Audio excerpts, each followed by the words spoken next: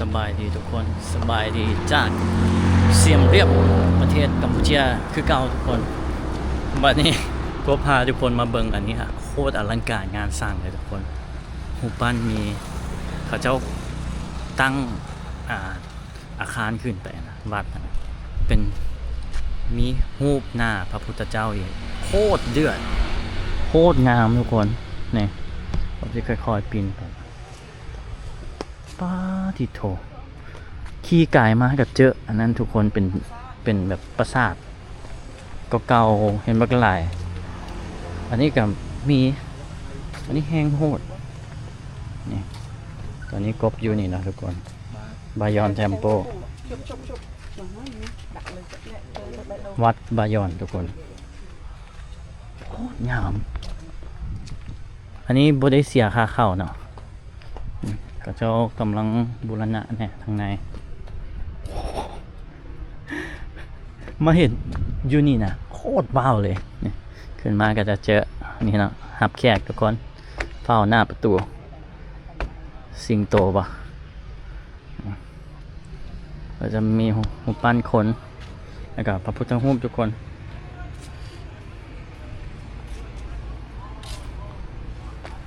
นี่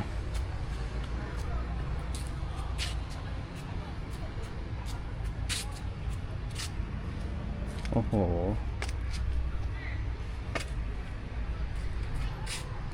พ่อแกะสลัก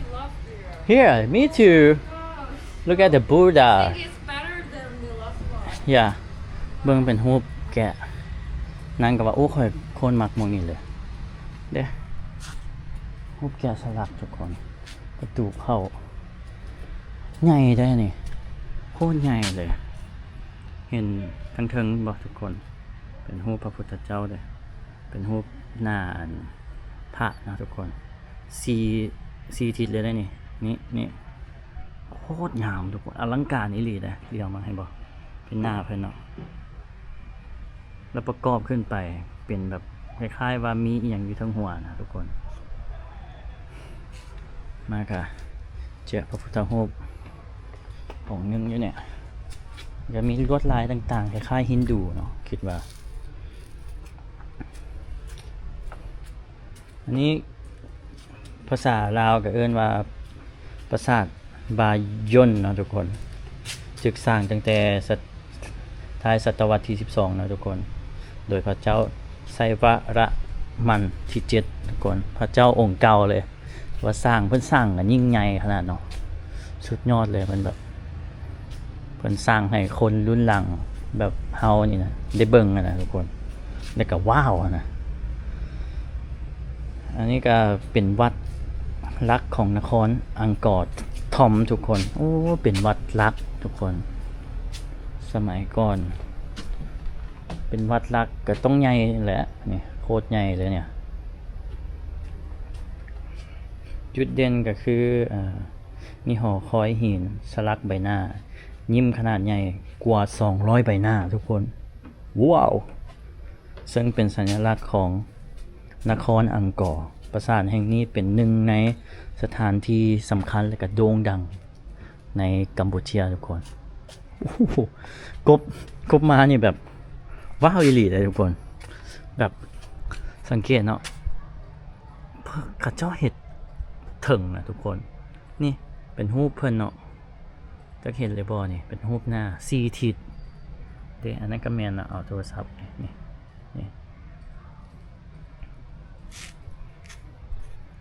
ตอนนี้เริ่มฝนยิบๆแล้วอันนี้ก็น่าจะลนบ่มันเป็นอีหยังแล้วมันลนที่บ่ทุกคน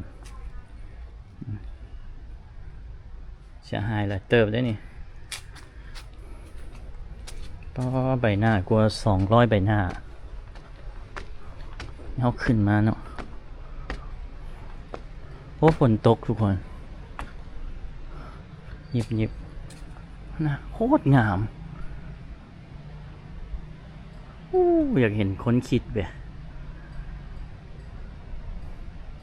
คนคิดที่แบบโคตร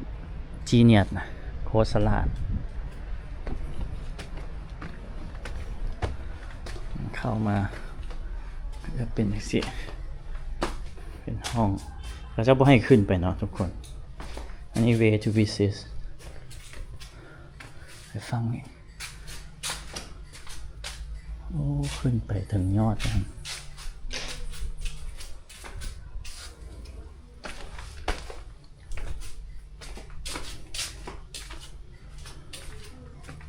ว้าวโคตรใหญ่ป้าเขาเจ้าคนมาจังได้จังเดี๋ยวว่าขี้หินเนาะ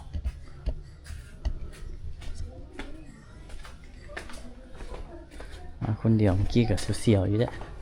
พ่อหูหน้าพระพุทธรูปมาได้หันให้เชิงเบิ่งอันนี้ขี้หินแล้วก็แกะสลักเป็นรูปพระพุทธรูปทุกคนเป็นลวดลายแบบคืออยู่วัดเนาะลวดลายต่างๆ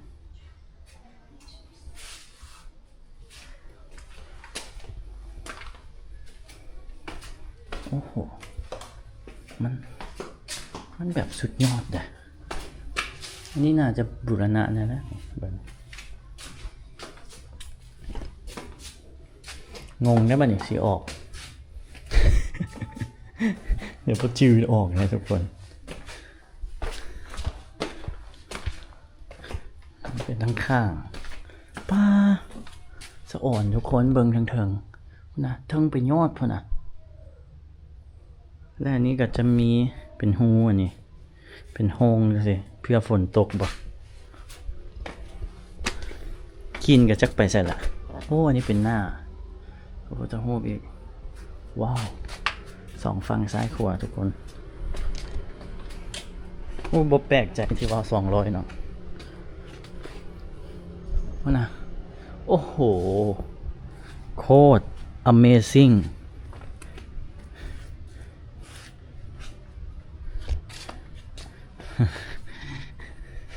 กบกับย้ำคำเก่าทุกคนเดี๋ยวโอ้เป็นรูปหน้าพระพุทธรูปอีกอยู่เทิงนี่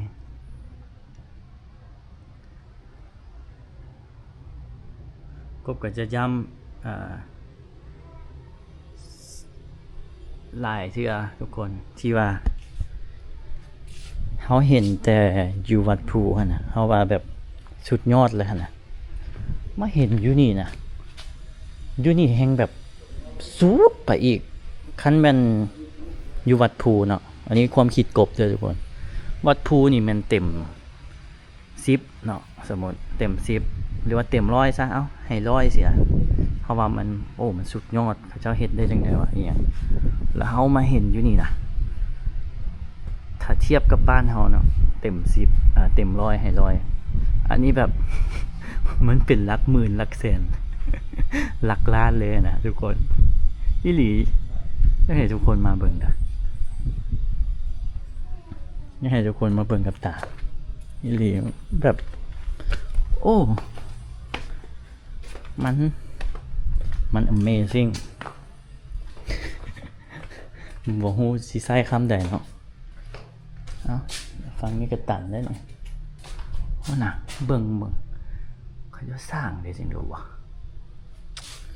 มาเบิ่งแล้วก็สงสัยตลอดตั้งคำถาม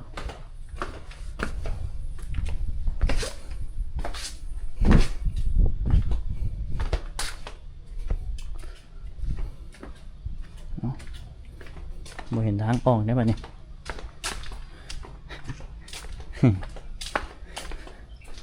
ออกฟังนี่เอาซะไม่กล้าเข้าไปลึกย่านลง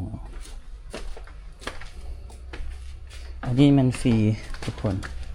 เข้ามาฟรี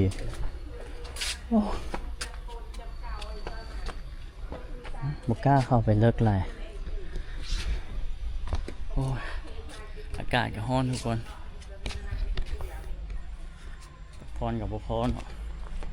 ก็จะเบื่อๆได้เด้อทุกคนโอ้ว้าวหน้าพระพุทธรูปต้องแบบศรัทธาสำใดเนาะทุกคนจึงสร้างได้สำนี่ล่ะเห็นไหมทุกอย่างที่วางขึ้นไปทั้งเทิงแม่นขี้หินเป็นก้อนวางไปวางเทละก้อน แล้ว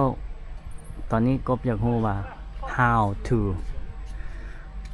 เขาจะขึ้นไปวางได้จังใด สงสัยคือกันบอกทุกคนแล้วสงสัยแบบเอ้าจังใดว่าขึ้นมาจังใดวะนะเดี๋ยวสิย่างอ้อมเนาะอ้อมนอกให้เบิ่งซะโหถึงยอดแห้งสูงซ้ำกับตึกจากสั้นมาเลยมาเดี๋ยวลองกะไปเนาะอันนี้นี่สองสั้น3 สั้นเลยได้นี่ทั้งถึงน่าจะซ้ำ6 สั้นหมดแหละคันบกกาย Wat is het nog? Goed.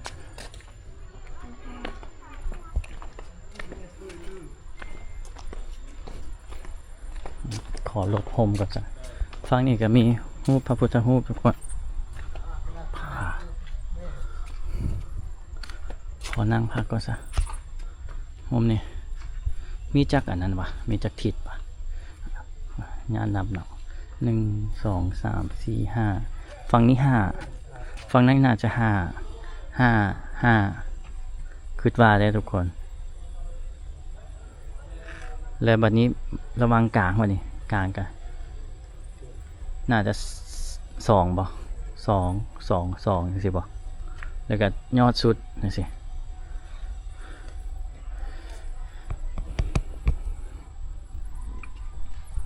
ไปต่อเนาะทุกคนผู้ใดเบิ่งคลิปนี้ก็คอมเมนต์นะเด้อทุกคนเพื่อเป็นกำลังใจเนาะตากแดดร้อนขนาดนี้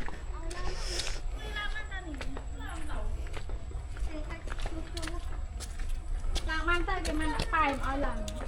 นี่เป็นทางขึ้น โอ้น่ะเป็นอันนั้นทุกคนฟังเนี่ยก็ยังประกอบบ่เสร็จหมดแล้วจ้ะโอ้โห Meron shop, meron shop. ยางอ้อมมาฝั่งนี้ครับเขาเจ้ากำลังปรับปรุงอยู่ทุกคนจ้ะ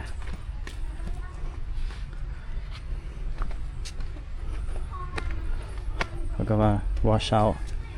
your step ระวังเนาะยางระวังเด้อเสียเขากำลังเปลี่ยนอยู่บกล้าไปเนาะย่านหินทับหัวโอ้โหสุดยอดอีหลีสุดยอดงามคนแกะสลักคนเอาขึ้นไปประกอบแบบคนคิดนะแบบสัดส่วนทุกอย่างมันแบบคือเป็นแม่พิมพ์นะทุกคนแบบพิมพ์ออกมาแล้วเอามาวางใส่คล้ายๆแบบเป็นจิ๊กซอว์นะ เอามาวางใส่แต่ละอันไปย่างไปพูดก่อนทุกคนร้อนเนาะทุกคนก็ออกมาเลยโมก้าเข้าไปเทิงสุดเนาะทั้งเทิงสุดนี่ขี้หินกับล้นเนี่ยทุกคนน่าจะอันเป็นหน้าพระพุทธรูปทุกด้านคือกันทั้งเทิงแบบแต่ว่าระวังอันนี้นี่นะทุกคนระวังนี่ไปซูมให้เบิ่งระวังนี่นะทั้งข้างนี่ก็มีหน้าพระพุทธรูปเด้อหน้าเพิ่นอยู่นะนี่อันตัวใหญ่ๆทั้งหลังอ่ะเนาะมุสูงก็มีหน้าเพิ่นคือกันยอมใจคนสร้างคนคิดทุกคนโอ้ฝากถึงคนลาวนะทุกคนอยากให้บอกว่าจะคนลาวแหละคนใดที่เบิ่งคลิปกบต้องมาเบิ่งอีหลีเลยทุกคนมันแบบมันเหลือเชื่อว่าคนยุคนั้นสร้างนะต้องมาเห็นกับตาตามดีผู้ใดที่อยู่ยุโรปน่ะที่ว่าเคยไปเบิ่งยูโรมหรือว่าเคยไปเที่ยวแบบ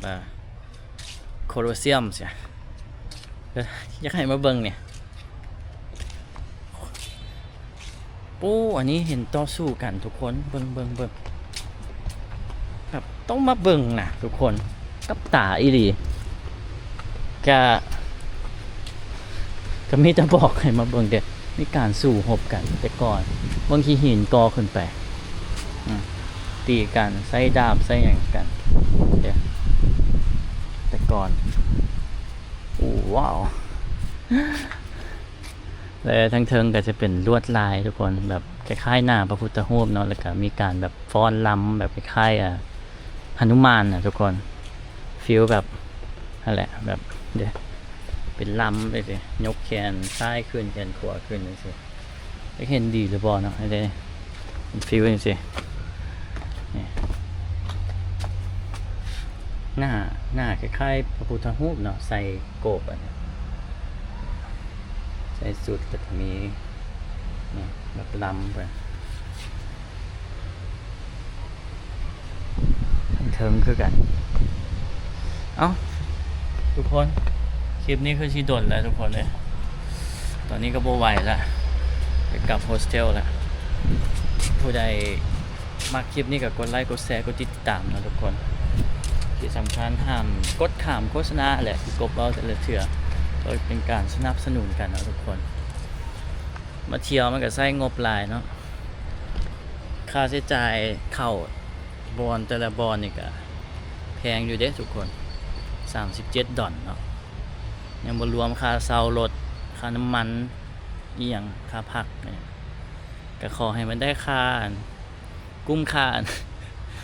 ค่าทิเก็ตซะค่าปีซะเนาะมีแต่ช่วยกันกดไลค์กดแชร์แล้วก็เบิ่งทุกคลิปทุกคนคอมเมนต์มาแน่นอนทุกคน